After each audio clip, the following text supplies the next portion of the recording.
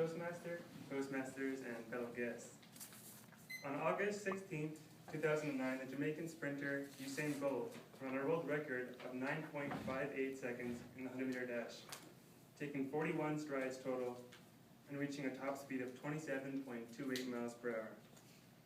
And when you hear that, you might think that that's a lot of numbers for a fact just about a sport. These are kind of two different things that we don't really typically associate with each other. Like we have our math over here, and we have our sports over here, and there's no middle ground. And it kind of goes back to like the high school stereotypes, you know, like you have your jocks with like their Letterman jackets and their cheerleader girlfriends and their cool Nike shoes, and on the other side, you kind of have your nerds or your, I hope I'm not offending anyone, but like you have your nerds, you know, like stereotypes with like the suspenders and the big glasses and maybe a pocket protector with a calculator in it. And it's just sort of like, in the high school setting, these two sides don't come together very often. Like athletes don't like math and mathletes don't like sport. They kind of don't much together, but I like this topic for the whole meeting tonight about the garden of the mind. And it's, I think myself as a thinker, and I always sort of had this seed, I guess, thinking about how maybe math can be used in sports. So that's what I'm talking about tonight. There's this popular quote that athletes love to use a lot. It's from the movie, well, it's not from the movie Coach Carter, but it's from there. It's originally written by a spiritualist author, but it's used in Coach Carter, and it says, "Our greatest fear is not that we are inadequate, but that we are powerful beyond measure." And I really don't like it when athletes use this quote, because first of all, it's out of context. But second of all, I don't really think it's true in athletics, because I've played lots of sports, and there's never been a time for me where I felt that I was powerful beyond measure. Like, we live in a very scientific and technological age, and pretty much everything in some way can be measured or observed or studied or timed. And there isn't really a lot of like mystery left, at least not on our planet, I don't think. And it's kind of ironic because every single sport has math components to it. Whether it's as simple like in basketball, adding up three-pointers and free throws, or it could be as complex as in football, like seeing a spiral, like how the trajectory works, or calculating all that with physics. But I think it's just a shame that these two things don't connect very much, and I'm going to try to do that tonight. So, as you can maybe tell by my goofy kind of shoes, my personal background is in the sport of running.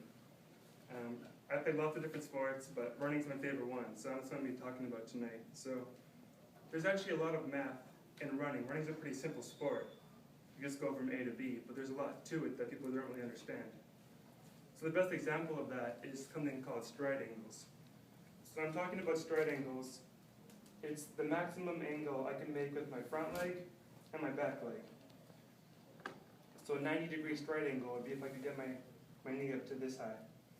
And a 180-degree stride angle, I'm not going to try it in dress pants, but it'd be if I could do splits. That'd be 180 degrees, which I cannot do. But going back to the example of Usain Bolt, a lot of spectators and TV announcers said, "Oh, Usain Bolt is so fast because he's so tall," which I didn't really think was true, because I'm the same height as Usain Bolt. We're both 6'5", but he's a lot faster than I am. So I started thinking, like, what's going on here? Like, it's not just because he's tall. Otherwise, I'd be up there with him in the Olympics winning gold medals. But I'm not, I'm here. And I want to understand why runner A can beat runner B on a consistent basis. So I started thinking outside the box a little bit. I just think there's so much like judgment on appearances in the world of sports. Like, you think someone's going to win just because they're taller, or you see that they're a certain skin color, and you think, oh, that guy's going to win, or he's a boy, she's a girl, the boy's going to win, and it's all based off appearances. And I don't really like this, and I'm thinking outside the box, like why can't sometimes runner B change something to beat runner A and change things up a bit? So I don't want to make things more complicated by like looking at DNA or like complicated physics. I don't want to make it less complicated, but just think outside the box. So I thought of like the most simple thing in geometry, which is just triangles, and that's something we all learn in middle school or in even elementary school. So if you turn to the handout I handed out, it's on the left there, you'll see some blue triangles. So the top left blue triangle, that's just a sample. That's just an equilateral triangle with 3 sides. They're all 30 inches. So those two coming down this way, that represent 2 legs, obviously, with this straight angle at the top. And the one underneath that, that's representing someone who would be 3 inches taller per leg than that original person in the top left there. So that'd be like maybe like Usain Bolt on the bottom and a bit of a shorter guy on the top.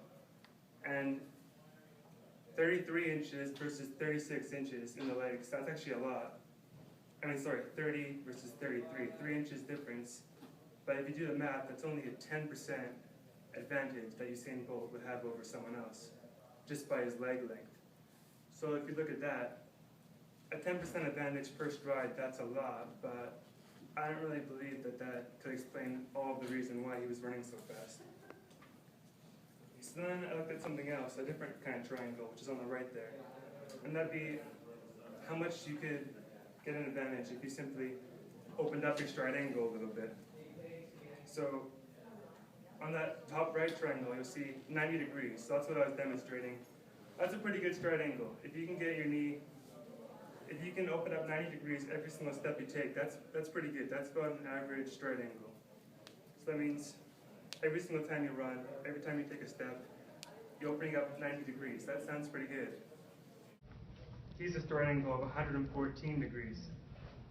So it's not just because he's tall that he's running fast. It's because he's opening up his legs so much further than everyone else. I thought this was fascinating. Like, yeah, you get the 10% advantage, maybe a bit less, because you have to account for it. If your legs are longer, you're carrying more weight, you're carrying more mass, gravity's going to affect you more. So you might be getting a small advantage just from having long legs. But this group called SOMAX Performance, they're Californian-based, and they studied like 5,000 runners, like recreational runners, professional runners, and they saw that for every degree that you can open up your stride angle, just every degree, your stride length can increase by 2%. It will increase by 2%.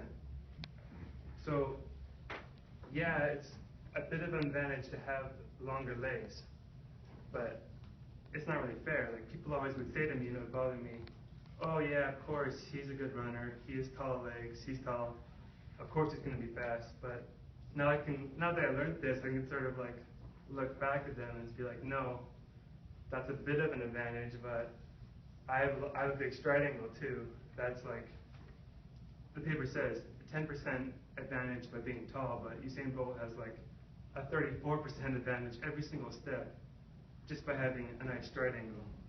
And there are different ways to, like, there's really easy ways, practical ways that you can open up your stride angle.